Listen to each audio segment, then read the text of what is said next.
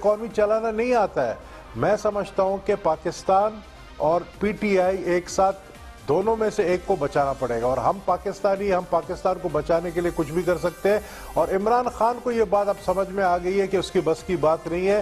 میں آج آپ کو کہہ رہا ہوں کہ خود پرائم منسٹر پریزیڈنٹ کو ریکمنڈ کریں گے کہ آپ جو ہے یہ اسمبلیاں توڑ دیں اور نہیں الیکشن. یہ پرائم منسٹر پہ حالات یہ کانسٹیٹیوشن میں یہ حالات نہیں, میں آپ سے ایسی بات نہیں کروں گا جو نصابی کتابی ہے, حقیقت سے تعلق نہیں.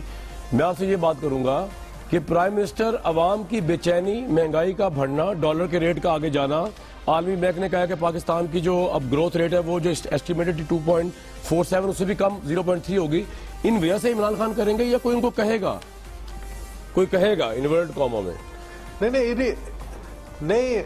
میں یہی تو کہہ رہا ہوں نا کہ ان جو آپ نے چیزیں ابھی گنوائی ہیں, ان چیزوں کے بعد حکومت کو عمران خان, آپ کیا سمجھتے ہیں کہ عمران خان چلا پائے گا یہ سارے حالات میں, حکومت کے چلا پائے گا جہاں پر آپ کی بیوروکریسی آپ کی نہیں سن رہی ہے, جہاں پر آپ ڈیولپمنٹ کا کوئی کام نہیں کر رہے ہیں.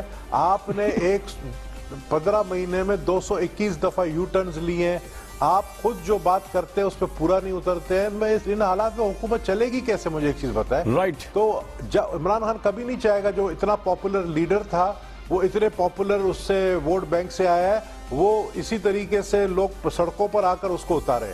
تو میں سمجھتا ہوں عمران خان وہی کام کرے گا جو جنرل ایوب نے کیا. سوال یہ ہے کہ پاکستانیوں کو روز نیا خواب دکھاتے ہیں, پھر اس کی تعبیر سناتے ہیں, اور پھر یہ بتاتے ہیں کہ اگر ماضی میں کرپشن نہ ہوتی تو یہ خواب حقیقت میں بدل چکا ہوتا. اس لیے آئیں اور مل کر سابق حکمرانوں کو بددعائیں دیں, لان تان کریں, اور جب تھک جائے تو پھر سے کوئی نیا خواب دکھائیں گے, نئی کہانی سنائیں گے.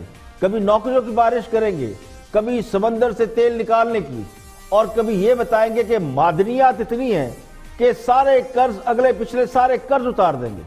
تو ٹرک کی 101 بتیاں جس کے پاس ہوں ان کو حکومت چھوڑنے کی ضرورت کیا ہے؟ ہر کوئی ایوب خان نہیں ہوتا کہ حقیقت کے سامنے سر تسلیم خم کرے. ویسے بھی حکمران جماعت تو یہ سمجھتی ہے کہ پاکستان کو انہوں نے رائٹ ٹریک پہ ڈال دیا ہے. تھوڑی بہت مہنگائی ہے تو کیا ہوا, کوئی دیوالیہ تو نہیں ہونا, بے روزگاری ہے تو کیا ہوا, پہلے کون سا نوکریوں کی بارش ہو رہی تھی, بجلی اور گیس کے بلوں میں اضافہ تو ہر پچھلی حکومت نے کیا ہے. کون سی حکومت ایسی آئی ہے جس نے اقتدار میں آنے کے بعد کچھ چیزیں سستی کر دی ہوں یا گیس اور بجلی کے ریٹ کم کیے ہوں؟ ہمیشہ بڑھاتے ہی ہیں. کام تو بیوروکریسی پہلے بھی نہیں کرتی تھی, اگر کام کرتی تو ملک ترقی کر جاتا.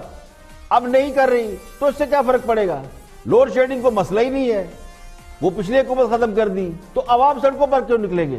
اور سب سے اہم بات یہ ہے کہ جس کرسی تک پہنچنے کے لیے 22 سال جدوجہد کا حوالہ دیا جاتا ہے, اس کرسی کو کوئی ماض اس بات پر چھوڑ دے کہ عوام پریشان ہے, تو یہ صرف خام خیالی ہے.